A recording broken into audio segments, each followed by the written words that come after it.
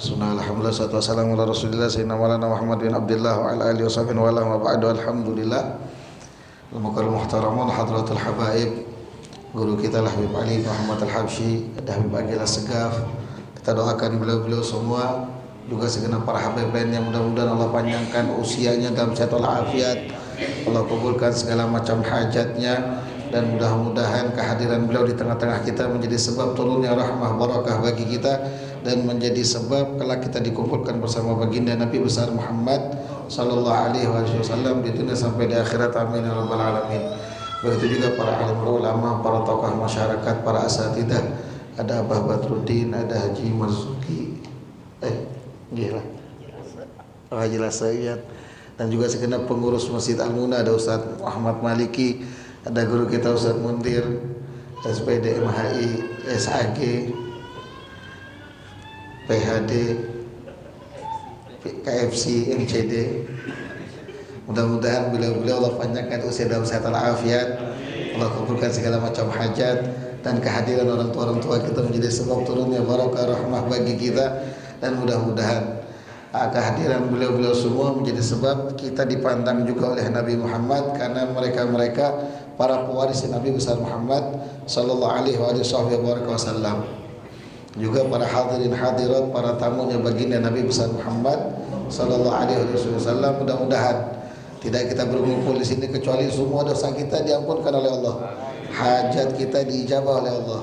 Yang punya hutang di antara kita segera dilunaskan, yang belum punya istri diberikan istri yang solehah, yang belum punya suami diberikan suami yang soleh, yang belum punya anak diberikan anak oleh Allah Subhanahu wa taala. Allah jadikan anak-anak kita semua anak yang soleh dan solehah, anak-anak yang berbakti kepada kedua orang tuanya, kebanggaan bagi orang tua dan Nabi besar Muhammad SAW. Juga mudah-mudahan untuk kita yang hadir juga yang membantu jalannya majlis Rasulullah SAW Kota Balikpapan dan majlis-majlis lainnya di Kota Balikpapan, mudah-mudahan Allah kayakan kita semua dengan harta yang melimpah ruah, yang barakah, yang manfaat, yang gak susah, gak sulit dapetinnya, gak pusing gak habisinnya, gak dihisab di hari kiamat. Dan mudah-mudahan Allah wafatkan kita semua dalam keadaan husnul khatimah, amin ya rabbal alamin. Ayolah ahbab yang dimuliakan oleh Allah, alhamdulillah ini malam Jumat bertepatan dengan malam 10 Asyura atau 10 Muharram. Ini berarti double daripada keberkahan Allah berikan kepada kita. Kita sudah tahu malam ini malam yang agung, malam Jumat, malam yang mulia. Nabi SAW itu banyak menjelaskan kepada kita bagaimana kemuliaan malam Jumat dan hari Jumat. Terlebih kita dianjurkan oleh Nabi untuk memperbanyak membaca sholawat kepada Nabi besar Muhammad SAW di malam dan di hari Jumat. Nabi bersabda, "Aktsirus shalah alayya lailatal gharra wa yaumil azhar." Perbanyaklah sholawat kepadaku di malam al-gharra dan di hari yang cerah. Maksudnya apa? Kata para sahabat atau para mufassir menjelaskan yang dimaksud Nabi SAW malam Jumat dan di hari Jumat. Ini diantara sunnah-sunnah Nabi besar Muhammad Sallallahu Alaihi Wasallam. Jadi jangan lagi nanti kita mikir ngomongin sunnah Nabi itu yang lain. Artinya yang lain itu yang sesuai dengan nafsu, nggak boleh. Itu bisa ngerendahkan Nabi Muhammad SAW. Loh, Nabinya tidak bakal rendah kan? Dia tidak bakal rendah. Tapi saat kamu bertujuan menyelewengkan sunnah Nabi dengan nafsumu, secara tidak langsung kamu sedang mengganggu Nabi SAW. Kata Allah, wa may yu'dir Rasul SAW, barang siapa yang ganggu Nabi Muhammad faqad adani, dia sama saja ganggu saya. Kalau ganggu saya, kata Allah, falyatabawwa maq'adahu finnar. Ya kalau berani ganggu Allah, maka siapkan tiket terbaik Anda untuk duduk di kursi very important person atau VIP di dalam neraka. Loh, kenapa? Karena sudah ganggu Allah, berani main-main sama Allah. Jadi jangan lagi nanti kalau sudah malam Jumat ini lebih baik hendak bersunah dulu. Sunahnya mikirnya ke Masya Allah, ditahan, jaga, jangan sampai untuk kru majelis juga jamaah-jamaah majelis buang jauh-jauh sunnah begitu. Sunnah yang dimaksud itu diantaranya baca surat Al-Kahfi, baca surat Yasin, baca surat Tabarok, baca sholawat, dan masih banyak sunnah yang lainnya. Bukan, kalau sunnah yang itu sunnahnya kamu. Sunnahnya kamu yang jomblo, yang cuma bisa ngehayal, yang tidak ngerti agama. Sunnahnya kamu. Tapi sunnahnya Nabi Muhammad itu sunnah yang mengangkat kita ke keleluhuran, untuk menuju keluhuran di sisi Allah Subhanahu wa ta'ala. Ayalah bab yang dimuliakan oleh Allah. Lebih-lebih malam ini juga termasuk malam Asyura atau 10 Muharram. Malam yang agung, malam yang istimewa. Salah satu malam dari sekian banyak malam yang Allah berikan kemuliaan di dalamnya. Kita tahu bulan Muharram ini bulan haram, salah satu dari 4 bulan haram, bulan yang dimuliakan Allah, bulan yang dikatakan lam yusma' fihi hisul qital, yang enggak boleh ada peperangan di dalamnya, baik setelah adanya Nabi Muhammad ataupun sebelum Nabi diutus. Sebelum Nabi diutus pun orang-orang Arab jahiliyah itu sudah tahu bulan Muharram. Itu sudah tahu bulan-bulan haram. Oh, ini bulan yang mulia, bulan yang istimewa, enggak boleh perang. Hanya saja dulu banyak penyelewengan. Setelah diutusnya Nabi Muhammad ditegaskan kembali, sehingga enggak terjadi peperangan di bulan-bulan haram. Bahkan enggak boleh tumpahkan darah di bulan haram. Nah, salah satu bulan haram itu bulan Muharram yang kita di dalamnya. Apa sih bulan haram itu? Bulan yang penuh kemuliaan, bulan yang kamu ngerjakan satu amal di dalamnya itu dibalas lebih besar daripada bulan-bulan lainnya. Mungkin di Safar kita ngerjakan amal soleh juga, tapi saat di Muharram pahalanya lebih besar. Terlebih ada lagi beberapa bulan yang lainnya, misalkan kayak bulan Ramadan, itu juga besar pahalanya. Atau Dzulhijjah, masuk bulan haram, dan masih banyak bulan-bulan yang Allah muliakan. Tapi yang masuk bulan haram ada 4. Kita semua sudah paham yang Nabi katakan dalam hadis, 3 turut-turut, 1 sendiri. Adapun 3 yang turut-turut dimulai dari Dzulqa'dah, Dzulhijjah, kemudian sekarang Muharram, kemudian yang 1 sendiri itu bulan Rajab. Ini bulan-bulan haram. Naam, ada apa memang di Muharram ini? Banyak kejadian demi kejadian yang terjadi di bulan Muharram, khususnya di Asyura atau di 10 harinya, di hari ke-10. Di hari ke-10 daripada bulan Muharram. Di antaranya dikatakan di sini Ibnu Abbas radhiyallahu anhu maqal qadima Nabi sallallahu alaihi Madinah fawajada al-yahud yasumuna yawm Asyura fasalahum an dzalika faqalu inna hadzal yawm adhhara Allah fihi Musa wa bani Israil ala qaumi fir'aun fa nahnu nasumuhu ta'dhiman lahu faqala Nabi sallallahu alaihi wasallam nahnu aula bi Musa minkum fa amara bi shaumih. Di antaranya Sayyidina Abdullah bin Abbas meriwayatkan hadis, beliau mengatakan Nabi saat tiba di kota Madinah, beliau mendapati orang-orang Yahudi di 10 Muharram itu sedang berpuasa. Puasa di bulan Muharram tanggal 10 atau 10 Asyura. Atau kalau kata orang Jawa 10 Suro. Malamnya itu bukan malam untuk cuci keris. Kan biasanya begitu, dipakai buat cuci keris. Stop sudah keris dicuci, bagus dijual. Uangnya diinfakkan. Jadi apa? Jadi tabungan. Kan begitu. Nah, ini 10 Asyura ini Nabi dapati orang Yahudi puasa.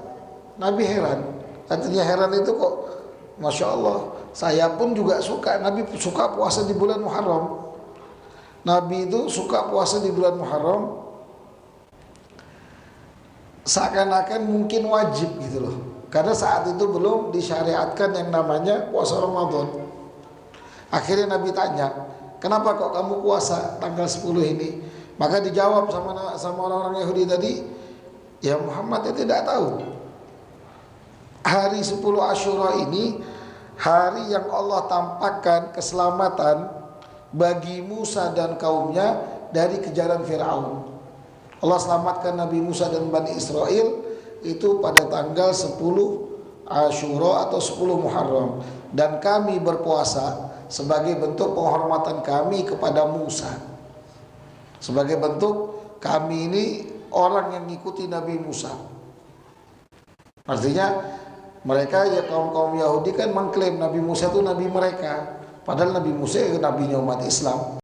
bukan nabinya siapa-siapa. Nggak ada agama yang Allah turunkan dari zaman Nabi Adam sampai akhir zaman nanti kecuali Islam. Hanya saja sebagian pihak mengklaim, oh agamanya Nabi Musa itu Yahudi, oh agamanya Nabi Isa itu Nasrani. Itu klaim sepihak. Tapi yang jelas innad dina indallah al-Islam. Agama yang sisi Allah itu cuma Islam. Terus agama yang lain salah. Ya saya sebagai penganut muslim, saya yakin yang benar itu Islam. Saya sebagai muslim yang benar itu Islam. Karena nggak boleh kita meyakini ada keyakinan lain yang benar. Berarti kamu ragu dalam hal keimanan. Berarti kamu ragu. Kalau kamu membenarkan yang lain selain Islam, berarti kamu ragu apa yang dibawa Nabi Muhammad ini benar. Nggak boleh begitu. Jangan mau dibolak-balik sama liberal. Tapi kan Tuhannya sama, hanya cara menyembahnya yang berbeda. Enggak, bukan cuma cara menyembahnya, akidahnya, keyakinannya, bahkan pondasi-pondasi agamanya pun beda. Jadi jangan sampai terombang-ambing, naudzubillah, sama naudzubillah. Jangan sampai lock, minta sama Allah hidayah. Akhirnya orang-orang Yahudi tadi mengatakan demikian, dijawab sama Nabi Muhammad, kalau begitu nahnu aula bi Musa.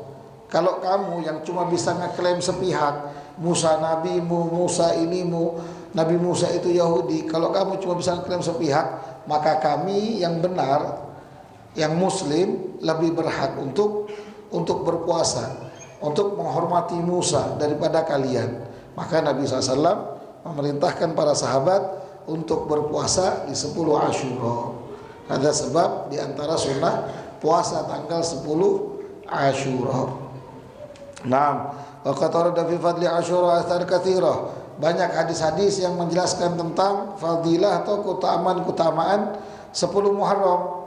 Di antaranya dikatakan di sini annahu tiba ala adama fi, tanggal 10 Muharram ini tobatnya Nabi Adam diterima. Tobat yang tidak mengandung dosa. Camkan baik-baik, Nabi Adam gak pernah berdosa.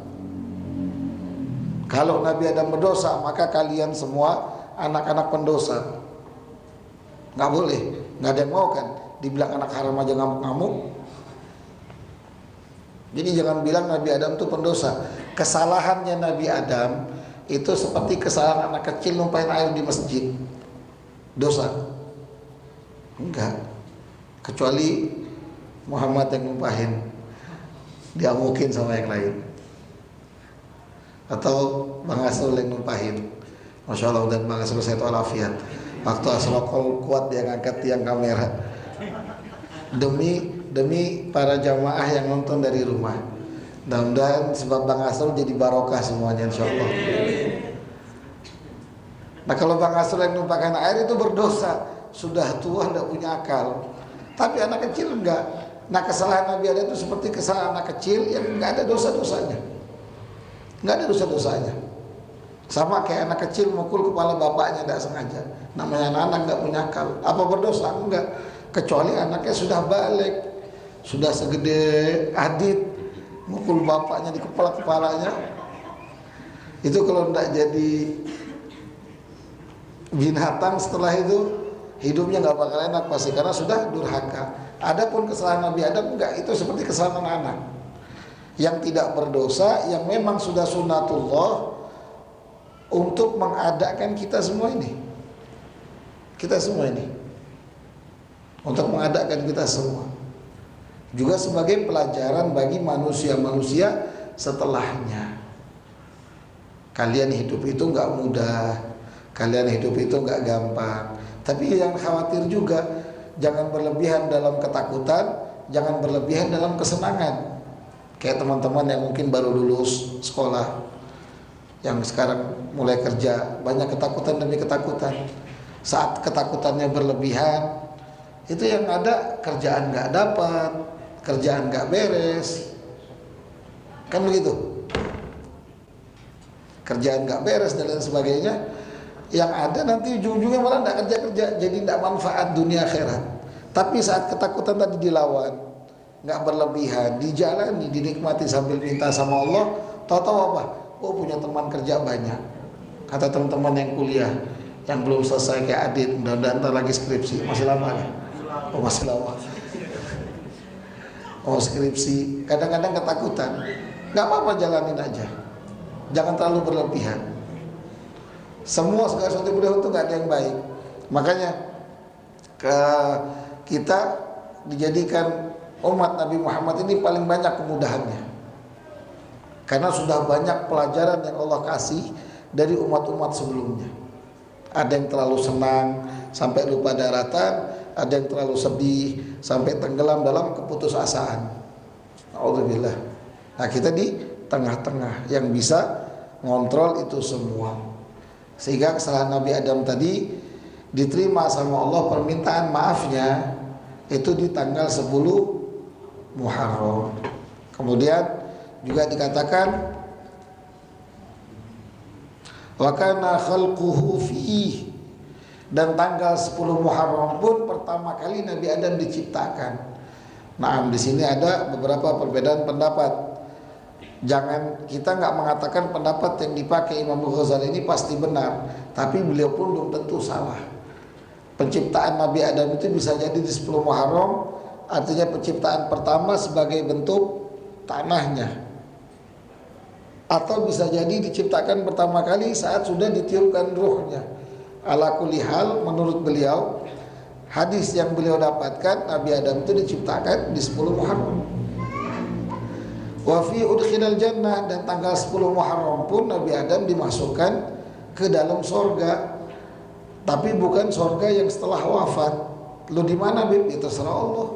Kok ente tanya, rumah ente aja nggak nanya-nanya kok. Kan begitu.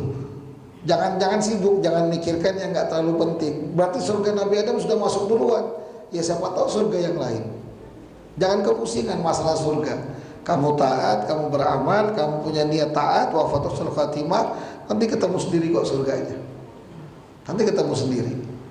Jangan sibuk bahas surga, tapi sibuk bahas amal kita. Ayo, apa yang sudah kita kerjakan hari ini, apa yang sudah kita perbuat, kira-kira terima tidak sama Allah. Mohon sebelum tidur yang kita ingat-ingat, ya Allah, mudah-mudahan amal saya satu hari ini ada kebaikan di dalamnya Engkau terima, kalau ada keburukan Engkau maafkan. Dan mudah-mudahan ya Allah, seperti Habib Ali Habsyi biasanya kalau beliau mau tidur, beliau minta maaf untuk orang-orang yang musuhi beliau, yang menggibah beliau, yang menggunjing beliau, ataupun kata beliau, kalau saya ada salah tolong dimaafkan juga ya Allah. Enak begitu daripada sibuk mikirin surga.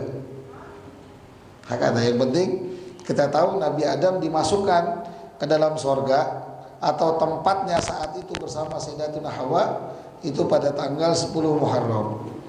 Wa fi khuliqal arsyu, dan di tanggal 10 Muharram pun diciptakannya arsy wal kursi was samawat. Arsy dan kursi. Arsy ini kata ulama adalah makhluk yang paling besar.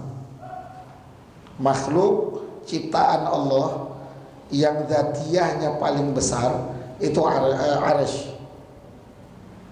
Sampai dikatakan apa, wa tahmilu alaiha thamaniyah, ya apa?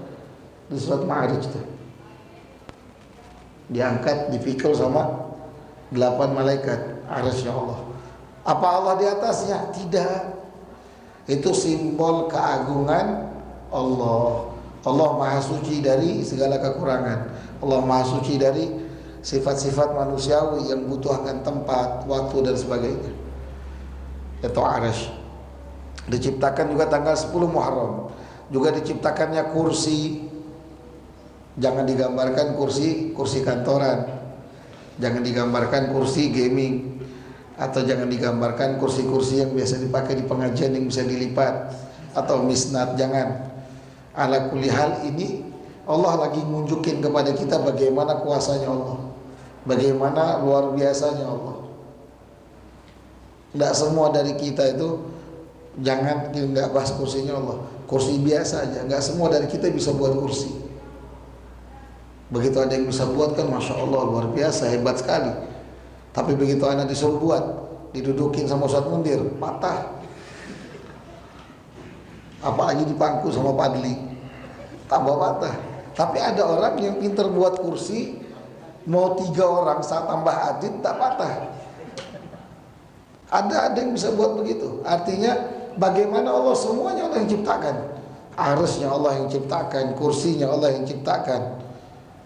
Kemudian wasamawat, 7 lapis langit Allah juga yang ciptakan. Wasyammas wal qamar wan nujum, bulan, bintang, matahari, itu Allah yang ciptakan pada tanggal 10 Muharram. 10 Muharram. Gimana kuasanya Allah coba? Makanya cukup satu Tuhan, nggak perlu banyak-banyak.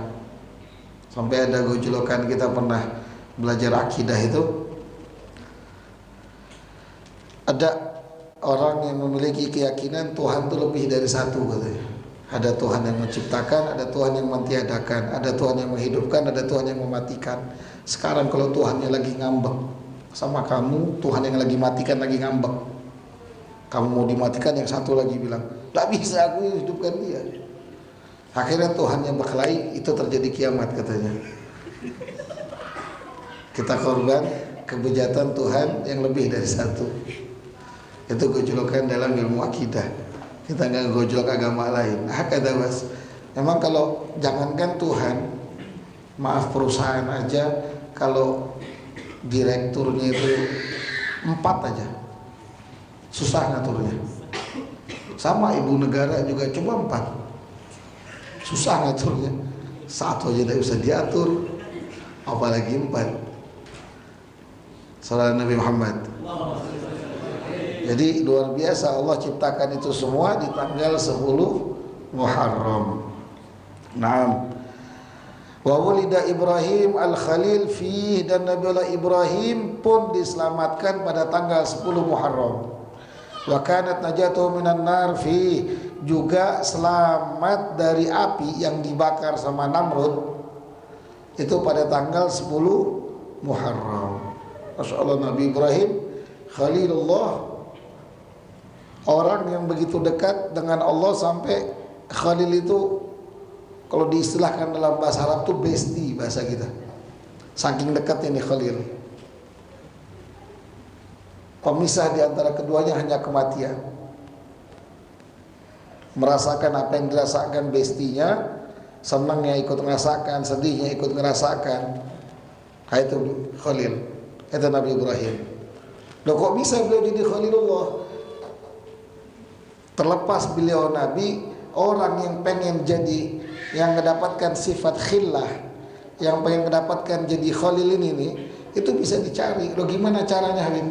Di antara kebiasaan Nabi Ibrahim, beliau tidak pernah makan kecuali minimal bertiga, bahkan sampai ratusan orang setiap makan. Dikatakan idza arada yakula kharaja mailan aw mailan. Beliau keluar 1-2 mil untuk cari teman buat makan. Makanya dikatakan beliau itu Abu Dhaifan, orang yang suka menjamu tamu. Sebab itu Allah ngangkat beliau sebagai khullah. Selain Nabi dikasih tadi bestinya Allah, kasarnya bahasa kita besti. Nanti yang bilang Khalil kita bingung. Dijadikan Khalilullah, dekat sama Allah luar biasa. Nah, kalau kamu pengen begitu ya begitu, kasih makan orang. Apa yang kamu bisa kasih makan. Jangan takut-takut. Apa yang ada kasih. Jangan mikir habis ini misalkan saya kan lapar, ajak Hamdani makan, nggak apa-apa. Hamdani pasti terima kok.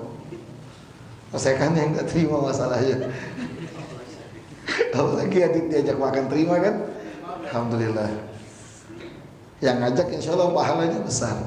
Atau apalagi ngajak Habib Ali, Ustaz Mundir, Ustaz Maliki. Atau mungkin udahlah Habib, gak usah makan Habib, entar rekening aja, besok Habib pilih sendiri aja makanannya. Itu lebih bagus nanti. Soalnya besok puasa, buat buka puasa. Paham? Kata beliau jadi Khalil karena suka makan sama orang. Wakila, ada juga yang mengatakan, pendapat mengatakan beliau disebut Khalilullah ma qaddama amran illa ma amarahullah. Beliau tidak pernah mendahulukan satu perkara kecuali itu perkara perintah Allah. Antara sholat sama makan, beliau sholat dulu. Pokoknya apapun perintah Allah beliau dahulukan. Kepentingan Allah didahulukan. Semuanya didahulukan. Sehingga Allah jadikan beliau sebagai Khalil. Nah, sehingga dari pendapat yang kedua ini, yang ngasih makan orang tadi pun masuk. Apa kata Allah? Yu'thiruna ala anfusihim walau kana bihim khassasah. Mereka selalu melebihkan orang lain daripada dirinya walaupun orang itu ada kebutuhan. Saya ini haus luar biasa, tapi saudara saya juga haus, kasih saudaranya duluan. Ini sifatnya para nabi. Sifatnya siddiqin, gak mudah begitu. Nabi Muhammad pun lebih dari itu. Datang orang fuqara ke beliau. Sallallahu alaihi wasallam. Ya Rasulullah, saya minta sesuatu dari engkau. Kata Nabi, saya gak punya apa-apa, tapi saya hutang boleh. Itu Nabi Muhammad. Di sini pernah gak ada pengemis datang, kita gak punya apa, bilang hutang. Hutang dulu ya, nanti ada ganti. Yang ada pengemis datang diusir sampai dibuat perda. Barang siapa yang memberi dan yang diberi akan didenda atau penjara sekian lama. Itu ada di lapak tulisannya. Mudah-mudahan habis ini dicabut, diganti. Lebih kalau dia penipu, saya nggak ada urusan sama tipu menipu. Yang jelas Allah perintahkan ada orang datang butuh kasih. Urusan dia mau pakai apa ya urusan dia. Jangan kamu yang dikte. Kalau mau belajar jadi hamba, berikan apa yang kamu punya. Tapi kalau pengen belajar jadi Tuhan, ya cari tahu dia pakai buat apa. Silakan pilih. Yang belajar jadi hamba jadi kayak Nabi Muhammad, yang belajar jadi Tuhan jadi kayak Bang Aun, Firaun, tenggelam, hina, sampai sekarang abadi namanya dalam kehinaan. Naudzubillah. Wahakadha. Nabi Ibrahim dilahirkan tanggal 10 Muharram, selamat tanggal 10 Muharram. Wa kadzalika najatu Musa wa man ma'ahu wa urqa Fir'aun wa man ma'ahu. Selamatnya Nabi Musa pun 10 Muharram, tenggelamnya Fir'aun pun 10 Muharram. Wa fi hulida Isa, dilahirkan Nabi Isa pun 10 Muharram. Jadi kalau ditanya Nabi Isa kapan lahirnya, 10 Muharram. Wa fi rufi'a ila sama, dan 10 Muharram pun diangkat ke langit. Ingat kenaikan Nabi Isa bagi kita 10 Muharram. Bukan tanggal berapa dia? Tanggal berapa kenaikan Nabi Isa? 29 katanya. Buat kita kenaikan Nabi Isa itu tanggal 10 Muharram. Jangan dirubah-rubah. Beb, ini telur asin, Beb. Antar agama nggak pakai. Telur asinnya kamu hormati dia, ibadah silahkan, tanpa kamu ganggu, tanpa kamu lecehkan. Kamunya dosa ikut-ikutan. Apalagi kayak beberapa tahun yang lalu ada salah satu kru, Masya Allah, malam Jumat bertepatan dengan 25 Desember. Kita lagi majelis, dia malah di bawah pohon cemara makan. Haula wala quwata illa billah. Ini telur asin yang sudah busuk, kebablasan toleransinya. Jangan, ada batasan-batasan. Ada batasan-batasan. Kalau sama sesama muslim, beda amaliyah, dalilnya lana a'maluna walakum a'malukum. Amalanmu amalanmu, amalan saya amalan saya. Kalau sama orang di luar muslim atau kafir, lakum dinukum waliyadin. Jangan dirubah. Oh, sama orang kafir lana a'maluna lakum a'malukum. Tuhannya sama, gobib, cuma beda cara menyembah. Oh, dan lain, lakum dinukum waliyadin. Itu sama orang kafir. Kalau sama muslim, lana a'maluna walakum a'malukum. Jangan dibolak-balik. Jangan dibolak-balik. Naam. Wa fi rufi'a Idris, juga Nabi Allah Idris diangkat makanan aliyah, di tempat yang tinggi. Itu juga pada tanggal 10 Muharram. Kan Nabi Idris itu kalau tidak salah khilaf, beliau juga seperti Nabi Isa diangkat sama Allah. Makanya di peristiwa Isra dan Mi'raj Nabi Muhammad SAW, Nabi Idris itu berada di langit ke berapa? 4. Langit pertama Nabi Adam, langit kedua Nabi Isa sama Nabi Yahya, langit ketiga Nabi Yusuf, langit keempat Nabi Idris. Nah ini, wa rafa'nahu makanan 'aliyya, kata Allah di Al-Qur'an, kami angkat Idris menuju tempat yang tinggi. Itu pada tanggal 10 Muharram. Wa fi istawat safinatun Nuh, dan kapal atau bahteranya Nabi Nuh itu menyentuh daratan itu pada tanggal 10 Muharram. Banjir yang Allah ciptakan saat peristiwa Nabi Nuh itu selesainya tanggal 10 Muharram. Di mana? Enggak tahu anak. Jangan tanya anak tempatnya di mana. Penelitian itu banyak. Jangan sampai ada yang bilang di mana pondok itu? Zaitun.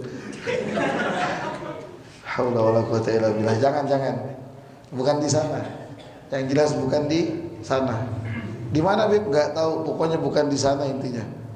Wa utiya fi Sulaiman al-mulkul azim. Dan Nabi Sulaiman diberikan kerajaan yang besar, la yanbaghi ba'dahu, yang enggak didapatkan orang-orang setelahnya, itu juga pada tanggal 10 Muharram. Wa akhrija Yunus min batnil hut, juga dikeluarkan Nabi Allah Yunus dari perutnya ikan paus. Kan kita tahunya ikan paus bahasa Indonesianya. Itu juga pada tanggal 10 Muharram. Dikembalikan penglihatan Nabi Allah Yakub juga tanggal 10 Muharram. Dikeluarkan Nabi Yusuf dari sumur, lubang yang tempat beliau dijatuhkan oleh saudara-saudaranya, pada tanggal 10 Muharram. Kemudian dihilangkan kesusahan Nabi Allah Ayyub juga pada tanggal 10 Muharram. Dan awwalu matarin nazala minas sama ilal ard kana yauma Asyura. Dan tetesan hujan pertama kali yang turun ke langit, ke bumi, dari langit ke bumi itu pada tanggal 10 Muharram. Masya Allah. Berarti 10 Muharram ini banyak kejadian-kejadian Allah pengen kasih unjuk kuasanya.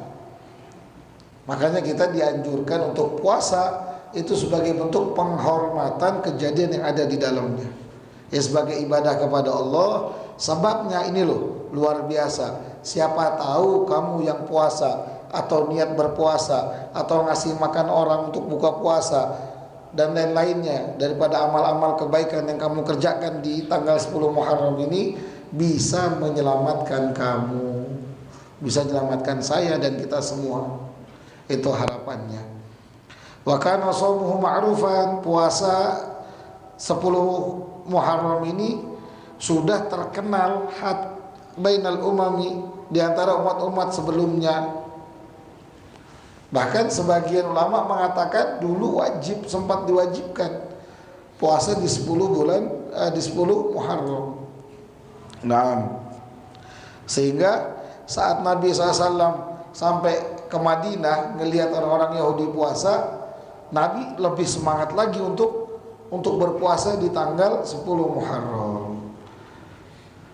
Nah, tapi untuk menyelisih itu semua Nabi SAW bersabda, sumu qablahu yawman wa ba'dahu yawman wa khalifu sunnatal yahud.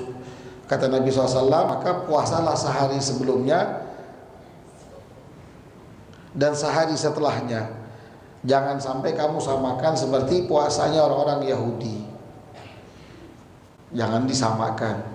Ada yang mengatakan adapun sunnah yang lebih dianjurkan 2 hari, 9, 10. Tapi kalau Imam Ghazali berpendapat yang dianjurkan Nabi 3 hari, 9, 10, 11. Dikuatkan hadis lain, Nabi SAW itu menganjurkan puasa 3 hari di bulan Muharram, di hari Kamis, Jumat, dan Sabtu. Dikhususkan. Kenapa? Nggak tahu kenapa, lupa saya. Itu saya baca di Faidul Mukhtarah. Paling enggak yang tadi dapat puasa hari Kamis 9, besok puasa Jumat 10, Sabtunya dia puasa 11, malam Minggu dia hadir ke rumah, anak kasih makan. Enggak, anak kasih hadiah, anak kasih makan. Kan udah puasa seharian kan. Nah, Sumu qabla hadis afrawaru yablaku fi syu'bil iman man wasa'a. Kemudian di antara amaliyah-amaliyah selain puasa, banyak amaliyah-amaliyah di 10 Asyura. Tapi ada juga yang maudhu hadisnya. Kenapa kok maudhu hadisnya? Artinya itu bukan sunnah yang dikhususkan di tanggal 10 Asyura. Di antaranya dikatakan yang Ghazali sini, maniktahala yaumahu lam yarmut ba'dzalikal am. Barang siapa yang memakai celak di hari Asyura enggak bakal kena penyakit mata setahunan. Itu hadisnya maudhu, buatan para pendusta. Sunnah pakai celak itu silahkan setiap malam. Setiap malam disunnahkan memakai celak bagi laki-laki dan perempuan. Malam hari. Ingat malam hari. Jadi kalau ada orang yang suka pakai celak 24 jam, ini orangnya ngadi-ngadi di luar dari sunnah. Kalau malam dia dapat sunnah, terlepas dari itu dia nggak dapat sunnah. Hakada. Nah, hadis yang menjelaskan tentang memakai celak di hari Asyura itu hadisnya maudhu. Kemudian juga dikatakan wa man iktasala fi lam yarda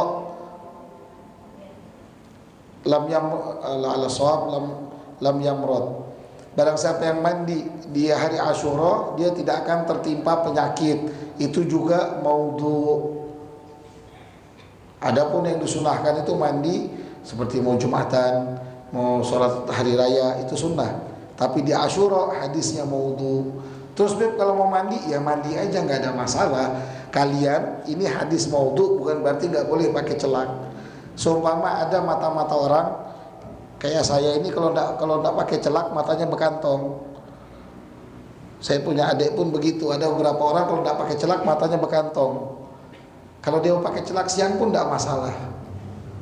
Tapi jangan dia ngait-ngaitkan dengan hadis. Itu hadisnya maudhu. Juga sama orang mau mandi, Bib saya mau mandi di Asyura, ya silahkan. Tidak dapat sunnah Bib, enggak. Kalau kamu niat mandi Asyura enggak ada sunnahnya. Tapi kalau kamu niat besok mandi hari Jumat dapat sunnah. Faham ya? Silahkan. Kalau perempuan Bib silahkan kalau mau mandi, asalkan airnya nyala. Kebetulan PDM sudah berapa hari tidak nyala. Mudah-mudahan yang kerja di PDM panjang umur, sehat walafiat, kerjaannya lancar semua. Pengen menyumpah sebetulnya. Sallallahu Muhammad. Faqad sarahal Hakim wal Imam Hakim, salah satu ulama juga penulis hadis yang punya kitab Mustadrak, itu beliau mengatakan annal iktihal yaumahu bid'atun. Orang yang pakai celak di hari Asyura itu bid'ah, perbuatan bid'ah. Jadi hati-hati, jangan nyebut oh ini berarti sunnah. Enggak. Kalau pakai celak pakai aja nggak apa-apa. Nggak berdosa kok.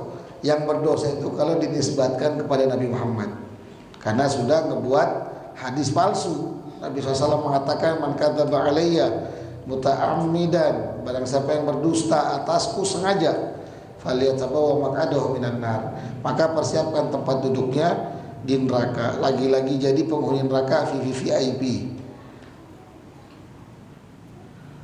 Wa qala Ibnu Qayyim haditsul iktihal wa tabkhul hubub wal iddihad wa tatib yawm Asyura min wad'il kadzabin. Syekh Ibnu Qayyim al-Jauzi beliau mengatakan hadis memakai celak, memasak biji-bijian, kemudian al-ittihad, memakai minyak rambut, memakai harum-haruman di hari Asyura itu buatan orang-orang pendusta. Loh berarti kalau masak bubur Asyura itu tidak masuk sunnah, itu masuk ke fadilah memberi makan. Faham ya? Jadi jangan disamakan. Oh ini kita masak bubur Asyura karena sunnah. Oh enggak, Nabi tidak bagi-bagi bubur Asyura. Loh serius, Nabi itu tidak bagi-bagi bubur Asyura. Jadi jangan ngatasnamakan Nabi sembarangan. Kenapa kau buat bubur Asyura? Ya pengen bagi-bagi makan. Karena berbagi di hari Asyura itu sunnah. Nah itu boleh. Loh kok buatnya bubur? Karena bubur itu murah.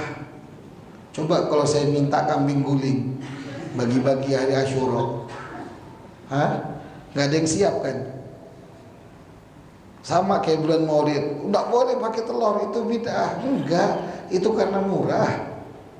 Coba kalau yang digantung kupon kambing 1 ekor, tekor panitia, atau yang digantung durian semua, begitu asrokol. wah, tumpah darah semua. Udahlah pakai telur enggak apa-apa, tapi jangan di atas namakan sunnah.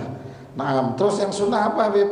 Sunnah memberi makan anak yatim, mengusap kepala anak yatim yang belum balik.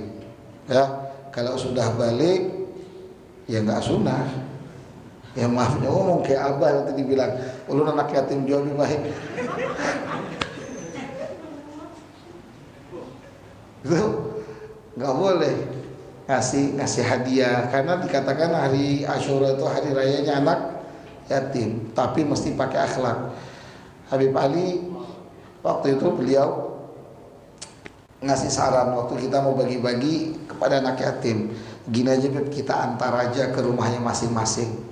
Anak bilang saran makbul, anak terima. Anak juga gak suka mengumpulkan anak yatim, dikumpulkan di satu tempat, dijejer berdiri, ada kamera, difoto pas penyerahan, kan gak enak.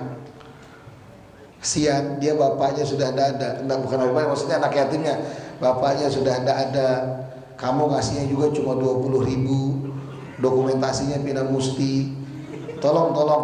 Tolong aja, kalau kalian dapat tugas dari masjid, dari event musola atau apapun itu, tolak, sampaikan ke mereka, Pak gantian aja sudah, bapak jadi anak yatim, saya foto-foto, saya kasih, begitu mau enggak?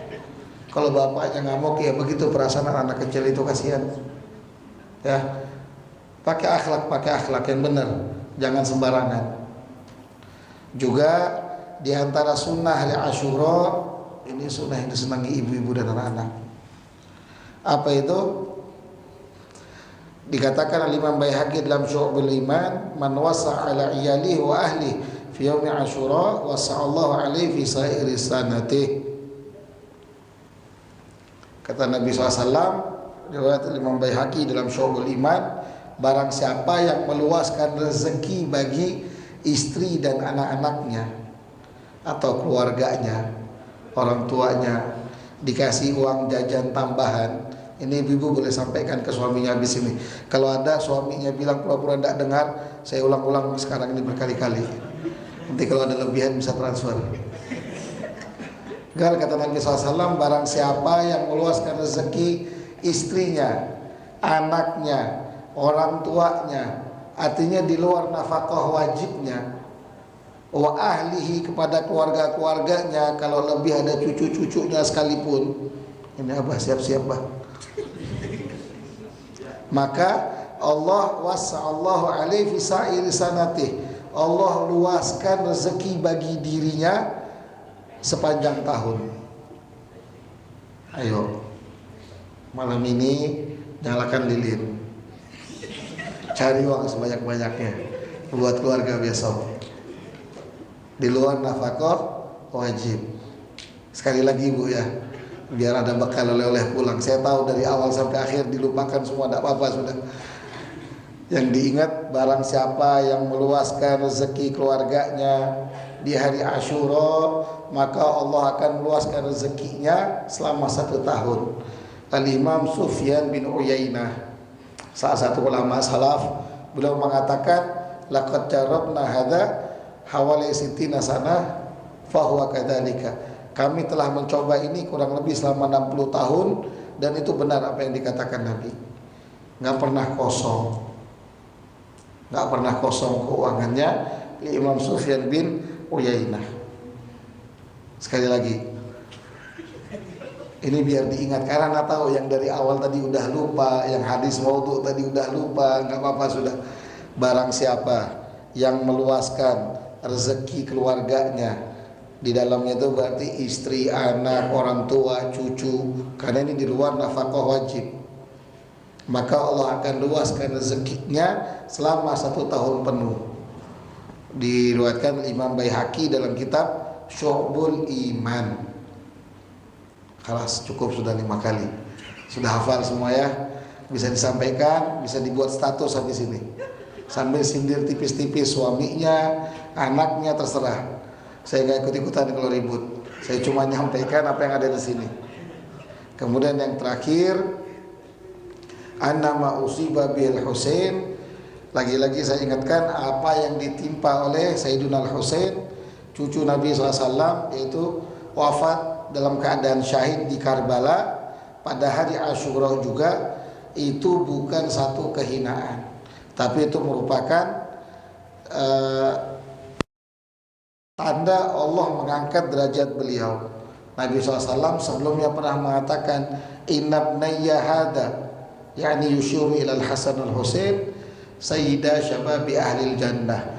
Ini anakku dua ini, Sayyidina Hasan dan Husain, kata Nabi, adalah pemimpin para pemuda ahli surga. Mudah-mudahan kita di belakang beliau semua nanti. Kemudian beliau meninggal di Karbala, itu menunjukkan syahidnya beliau dan kedudukan beliau yang tinggi di sisi Allah Subhanahu wa ta'ala. Juga sebagai gambaran bahwasanya seharusnya sebagai pewarisnya Nabi Muhammad jangan pernah takut untuk berjuang, apapun dimanapun posisi kalian. Untuk khususnya untuk para dzurriyyah Nabi Muhammad, umumnya untuk semua umat, jangan pernah takut untuk berjuang. Kalau yang kalian rasa itu benar, perjuangkan. Jangan takut-takut. Kalau kalian ngerasa majlis-majlis gini bawa manfaat, perjuangkan. Kalau kalian rasa bakti sama orang tua itu rupanya satu hal yang baik buat kita, sebelum kita mengenal dalil tentunya, perjuangkan. Nah itu yang beliau perjuangkan. Sehingga dari kehidupan beliau kita bisa tahu para ulama itu tidak pernah alergi sama politik. Hanya saja sekarang ini politik itu sangat kotor. Politik itu suatu hal yang luar biasa, yang bisa menjerumuskan manusia. Karena kekuasaan, harta tahta dan wanita, makanya beliau jadi korban syahid di Karbala. Bahkan di akhir hayat-hayatnya beliau, Imam Husain, dikatakan beliau sambil melihat arah musuhnya sudah dalam keadaan tersungkur, sehingga salah satu bibi beliau, Sayyidah Zainab kalau nggak salah, itu mengatakan, ya Husain, kenapa ente kok nangis? Ente takut ngadepin kematian sekarang takut? Apa jawaban Sayyidina Husain? Demi Allah saya nggak takut, tapi saya lihat di wajah mereka itu neraka. Di wajah mereka sudah ada api. Sambil menangis beliau minta, ya Allah ampunkan dosa mereka semua. Ya Allah, yang dibunuh siapa? Cucu Nabi Muhammad, cucu kesayangan Nabi, yang biasa dipangku Nabi, didudukan Nabi. Bahkan Nabi lagi sholat aja dilama-lamain sama Nabi Muhammad. Nah ini yang menimpa beliau, dipenggal. Sehingga sampai saat ini belum diketahui letak pasti kepala beliau. Ada yang mengatakan sudah dipindah ke Mesir sekarang, ada yang mengatakan belum, masih ada di tempat lain. Ala kulli hal, kita gak ngurusin kepala. Beliau selalu hidup di hati kita. Dan juga apa yang menimpa beliau sebagai bentuk kehati-hatian bagi kita. Apa itu? Hati-hati saat Allah cabut di hati kalian cinta kepada anak cucu Nabi Muhammad. Saya mengatakan yang asli, saya gak ada urusan sama yang palsu. Hati-hati. Yang ngebunuh Sayyidina Husain itu muslim. Yang ngebunuh Sayyidina Husain itu orang yang bacaannya lebih baik dari kalian, yang ngajinya lebih jago dari kalian, yang lebih paham tentang agama dari kalian. Tapi mereka nggak dikasih Allah cinta sama keluarga Nabi. Maka yang sudah berada dalam cinta keluarga Nabi dipertahankan, dijaga. Itu nikmat yang besar. Itu nikmat yang agung. Kalian diminta sama Allah cuma untuk cinta, bukan untuk mengikuti mereka, membabi buta, bukan. Cinta aja. Itu yang diminta sama Allah. Untuk mengikuti, kalian boleh pilih. Kalian boleh pilih ikut Habib Ali, Habib Agil. Silahkan, kalian boleh pilih. Tapi cinta kalian nggak boleh. Oh, saya cuma mau cinta sama Habib Ali. Kenapa? Udah ganteng, sudah punya istri, berarti ganteng. Habib Agil masih jomblo, jelek, berarti so, maaf Gil. Bercanda aja Gil, mohon dimaafkan. Nggak boleh. Tetap justru yang seperti itu harus lebih dicinta. Kenapa? Karena kasihan gak ada istri. Paham ya? Jadi mesti mesti pinter, jangan mau diombang-ambing. Oh enggak, kami enggak mau cinta kecuali sama yang alim. Salah. Urusan cinta itu bukan masalah alim atau tidak alim. Urusan taat baru boleh kamu pilih. Nah, sehingga apa yang menimpa beliau, yang wajib kita lakukan istirja, kita kembalikan sama Allah dengan ucapan apa? Inna lillahi wa inna ilaihi raji'un. Kalau mau sedih silahkan, tapi tidak boleh berlebihan. Kenapa? Karena wafatnya Nabi Muhammad lebih berhak disedihin. Lebih berhak disedihin. Sampai ada satu ulama nulis satu kitab, apa, gelapnya Madinah setelah wafatnya Nabi.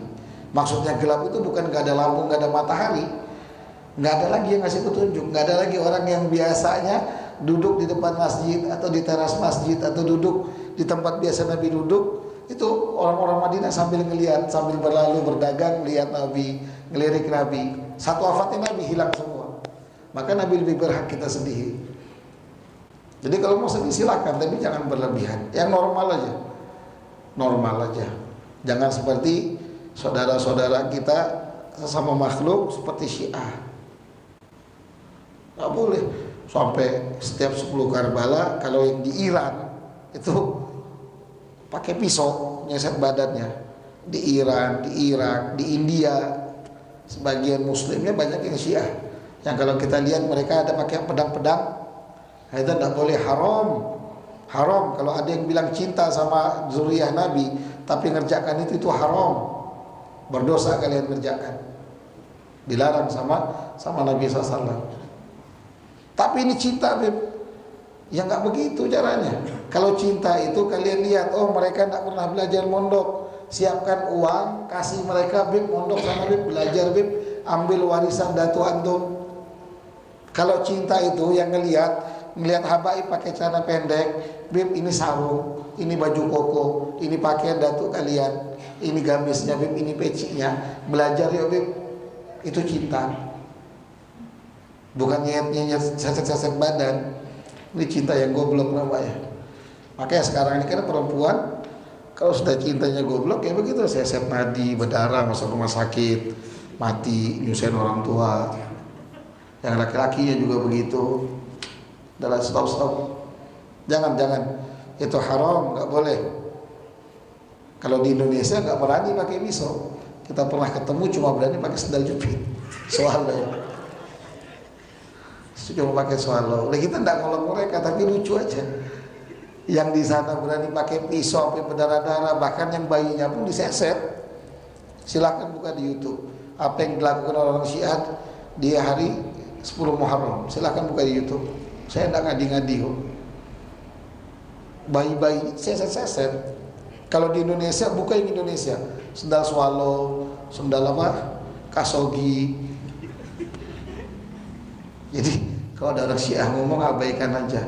Kamu harus cinta sama cucu Nabi, ya. Habis itu tinggal. Lebih dari itu sisanya banyak kebohongan. Bahaya. Terlalu berlebihan. Tadi di awal sudah saya katakan, berlebihan dalam kesedihan nggak baik, berlebihan dalam kesenangan pun tidak baik. Nah, apa yang menimpa Sayyidina Husain itu syahidnya beliau, menunjukkan kedudukan beliau yang tinggi.